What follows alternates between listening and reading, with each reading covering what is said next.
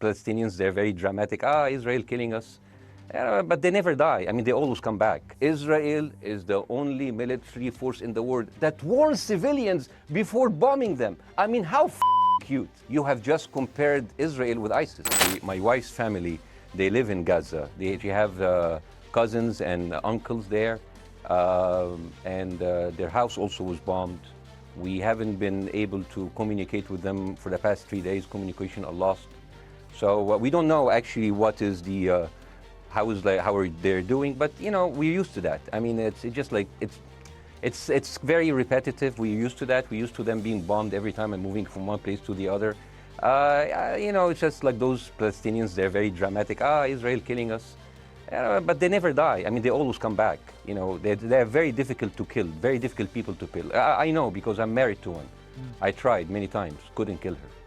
I think that Ben Shapiro is one of the smartest people who ever walked this earth. He's very, very smart. I follow him and I believe everything he said. And when he came on your show, his solution was, and I quote, his solution was that the solution for this is for Israel to annex Gaza and to kill as many sons of as possible to make sure that this will never happen again. And anyone who called for a ceasefire will be a terrorist sympathizer. So God forbid, I don't want to be labeled as a terrorist sympathizer. So my question to Ben Shapiro is, how many more sons of do we need to kill so Ben Shapiro is happy? Well, frankly, I don't believe in proportionate response to terrorism. I believe that the way that you stop terrorism is with wildly disproportionate response. That doesn't mean in terms of targeting civilians. It means in terms of killing as many terrorists as humanly possible and allowing them to dictate the terms of engagement by hiding behind civilians in areas that they are supposedly responsible for means that the only option for Israel is to surrender to Hamas's hatred of its own citizens, its willingness to use its own children as human shield.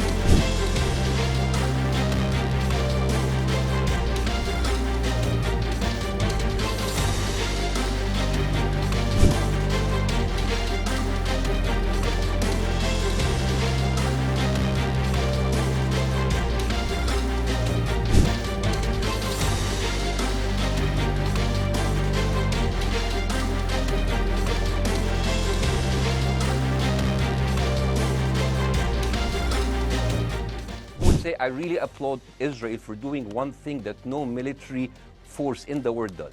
Because I heard Ben Shapiro and I heard Ron DeSantis, and they said Israel is the only military force in the world that warns civilians before bombing them. I mean, how cute. That is so nice of them. Because with this logic, if Russian troops started warning Ukrainians before bombing their houses, we're cool with Putin, right? I mean, okay, Habibi, you have warned them, go invade, it's fine, you have done your job. Basically, Israel is doing this to pressure the Palestinian community in Gaza to turn against Hamas. Is that right? I'm sure that's part of it, yes. That's part of it. So this is exactly what terrorist organizations do, because terrorist organizations will have no chance beating a whole nation in battle. So they terrorize and they kill the civilians in order to spread fear and terror so they can turn against their government to change their policy or to resign. You have just compared Israel with ISIS. Wait, my wife's family is all right, and they sent us a house. It's bombed. It's beautiful. It's gonna be a good like Halloween themes.